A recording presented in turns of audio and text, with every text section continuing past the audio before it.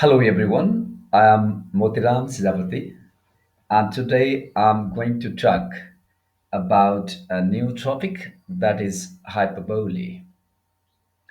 If you are a student of literature and if you want to know more about this figure of speech, you must know the basic idea about using hyperbole and its structure. Hyperbole is the exaggerated statements or claim not meant to be taken literally. It doesn't give the literal meaning, but it gives an indirect meaning which can be understood and which can be viewed differently. But if we talk it as a sense or literal sense, we may not able to understand what the speaker is saying. That's why the student of literature should focus it very carefully, whether the statement has been circulated, keeping its literal meaning in center, or it is used through the sense of figure of speech. So here, a figure of speech that uses extreme exaggeration.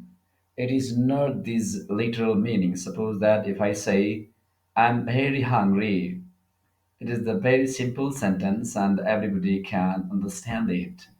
But in place of that, if I say, I'm so hungry that I can eat a horse, that means if a person is that much hungry, it's not possible for a person to eat a horse, but it talks about the hunger, the extreme hunger that the person has faced. So, figure of speech uses extreme exaggeration, and there are some of the hints or indicators that can be used whether the speaker is using hyperbole or not. Let's see. Here it is given here the example. He runs faster than the leopard. So if we really compare the speed of a person who is running and the leopard, it is not possible that a person can run faster than leopard, but the speed has been exaggerated and the person has been compared with the speed of the person has been compared with the speed of leopard. So in this case, we can use hyperbole. So some indicators are there. If the thing or statement is impossible, if it does not talk about the possibility of an action to be finished, that can be called hyperbole. As for example, he cries a lot. His tears came running like the river. His tears ran like the river. If we say it's not possible that the person can create the river by crying for a long time. It only talks about the sadness or pain that a person suffered from. If we talk next one, there is exaggeration. Exaggeration is the main idea or indicator for all of us to find out whether the statement is hyperbole or not. Suppose that he can or could have died of laughter.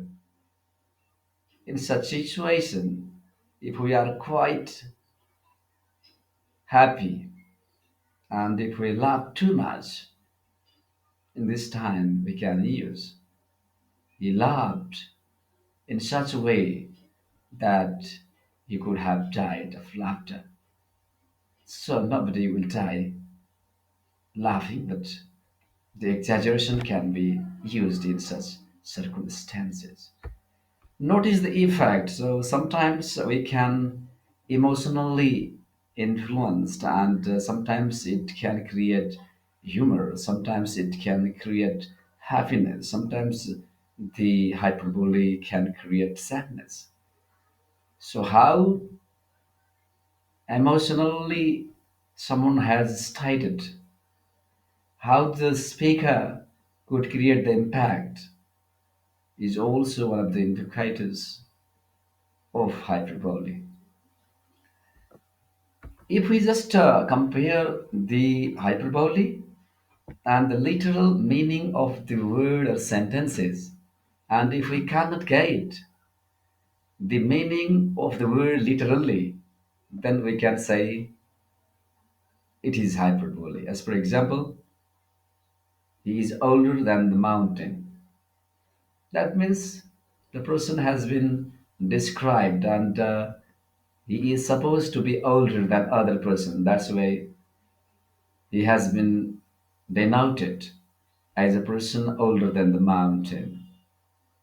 But if we literally compare that, a person cannot be taller or older than the mountain because they are the eternal things, they are the immortal things.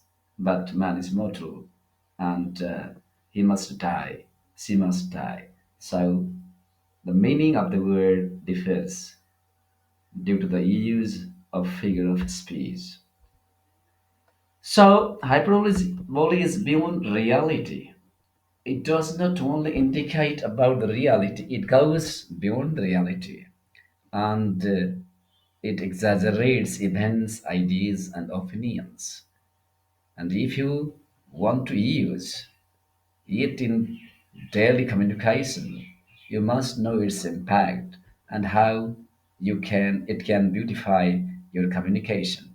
So similar other figure of speech will be presented in my video in the days to come. So I'd like to thank for watching and keep on watching similar videos and forward your comments as well as suggestions for improving or for learning together. Thank you. Have a great learning ahead.